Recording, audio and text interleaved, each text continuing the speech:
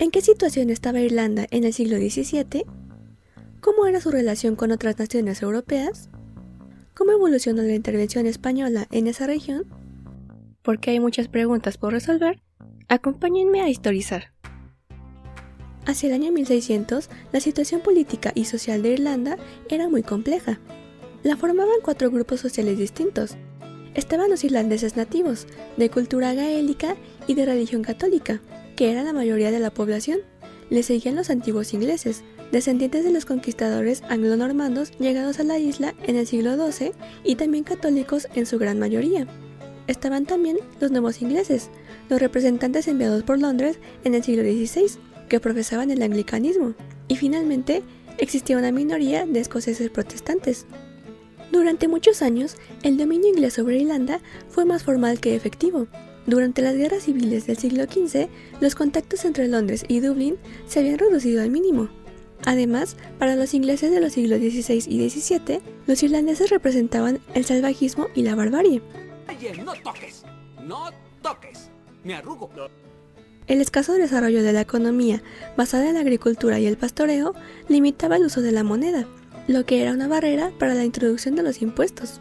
La ruptura de Enrique VIII con Roma complicó aún más la situación, al dividir a los súbditos de ambas islas entre católicos y anglicanos. ¡Por un demonio, lo que faltaba! Pero bajo la casa de los Tudor, la corona inglesa también había iniciado una firme política para recuperar Irlanda. En 1541, Enrique VIII logró que se le reconociera como rey de Irlanda.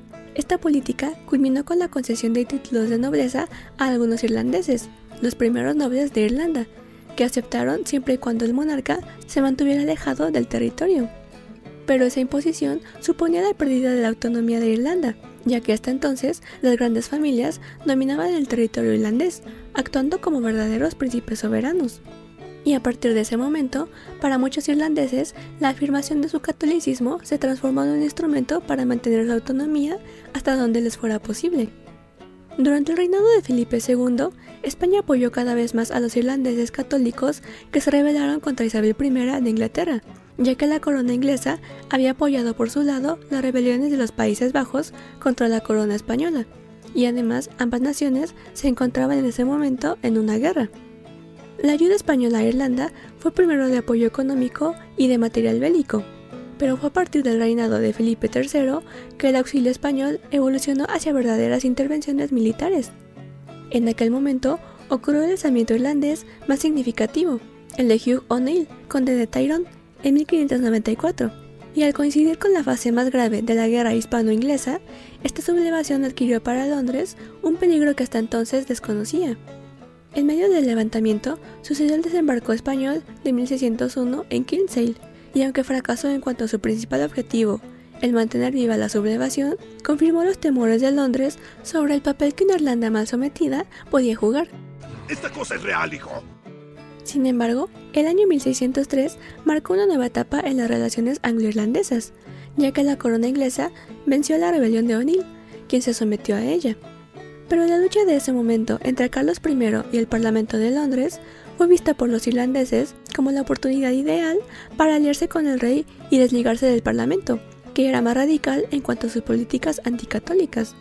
Eso animó al monarca a inclinarse del lado de los irlandeses, sobre todo de la mayoría católica, lo que llevó a los protestantes a buscar el apoyo del Parlamento.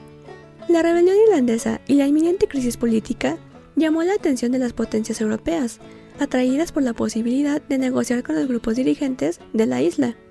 Y Londres temía que la inestabilidad de la isla irlandesa podía provocar una intervención extranjera directa, especialmente por parte de España o Francia. Sin embargo, para 1605, España e Inglaterra firmaron la Paz de Londres, que puso fin a la guerra anglo-española iniciada en 1587, por lo que España se retiró de la participación activa en el conflicto anglo-irlandés. Me despido y les deseo suerte, brutos. Bye. Aún así, España continuó apoyando de cierta forma a los católicos irlandeses, ya que se les permitió establecerse en sus dominios a los que eran exiliados por la autoridad inglesa. Pero la lucha entre las dos naciones se reanudaría 20 años después, con lo que se abrió nuevamente la puerta a posibles intervenciones extranjeras, tanto en la isla irlandesa como en la inglesa. Pero para la mala fortuna de Inglaterra, su mala situación financiera la obligó a firmar nuevamente la paz en 1630, lo que puso fin otra vez en ese momento a las intervenciones españolas en la isla. Sin embargo, en 1635, la guerra volvió al continente, esta vez entre España y Francia. Usted no aprende, ¿verdad? Este nuevo conflicto jugó un papel importante en la situación de Irlanda e Inglaterra. La isla irlandesa, debido a sus limitaciones económicas, no podía absorber su elevado crecimiento demográfico, lo que le convertía en un centro ideal de reclutamiento militar para las fuerzas españolas, que necesitaban ahora más soldados que nunca. Pero en octubre de 1641, en medio del reclutamiento de irlandeses, ocurrió una nueva sublevación contra Inglaterra en Irlanda, la cual fue inesperada para el gobierno español, pero aquí en Londres acusó de haberla ayudado directamente.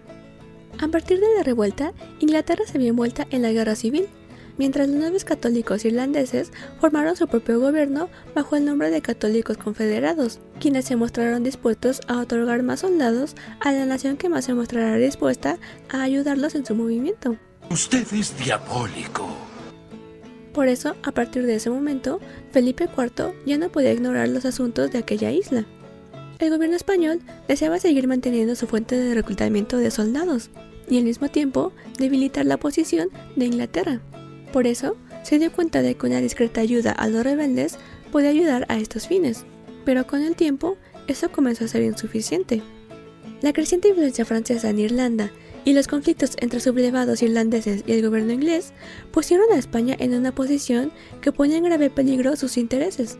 Por esa situación, Inglaterra hizo levantar sospechas sobre las posibles conexiones entre el embajador español, Alonso de Cárdenas, y los sublevados. Sin embargo, la crisis en Irlanda también había llegado en uno de los peores momentos para la nación española, que se enfrentaba también en ese momento contra las Provincias Unidas en Flandes y las revueltas de Cataluña y Portugal. Estoy ocupado.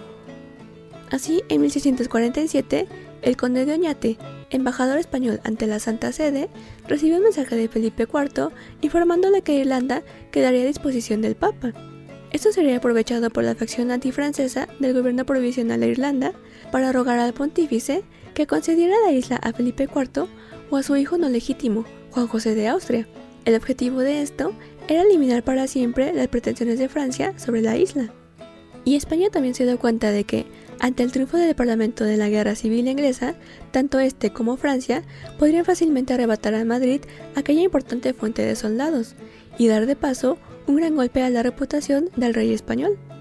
En julio, Felipe IV decidió convocar a su Consejo de Estado para resolver de una vez por todas la cuestión de Irlanda. Todos allí presentes estuvieron de acuerdo. La empresa de Irlanda no debía realizarse por el inmenso riesgo de fracaso que implicaba, por su gran costo y por el peligro de provocar una guerra contra el rey Estuardo, o lo que sería peor, contra el Parlamento inglés. El gobierno español consideró que no estaba en condiciones de anexarse nuevos territorios, sino de recuperar los perdidos y mantener los ya poseídos. A partir de entonces, el intervencionismo español en Irlanda se hizo más inapropiado que nunca. El triunfo del Parlamento aconsejaba a España evitar cualquier acto que incomodara en las relaciones con Inglaterra. ¡Ese no es mi problema, Dios! Al final, la rebelión irlandesa terminó en derrota. En el verano de 1649, el ejército de Oliver Cromwell culminó la reconquista de Irlanda, restaurando la corona Estuardo en el territorio. Y a Mariana de Austria, viuda de Felipe IV, le tocó presenciar la pérdida del viejo protectorado que España había ejercido sobre Irlanda durante casi un siglo. Saludos y muchas gracias a Jorge Álvarez por ser miembro del canal. Gracias por tu apoyo. Gracias por ver el video de hoy. Los espero en la próxima ocasión para seguir respondiendo más preguntas históricas.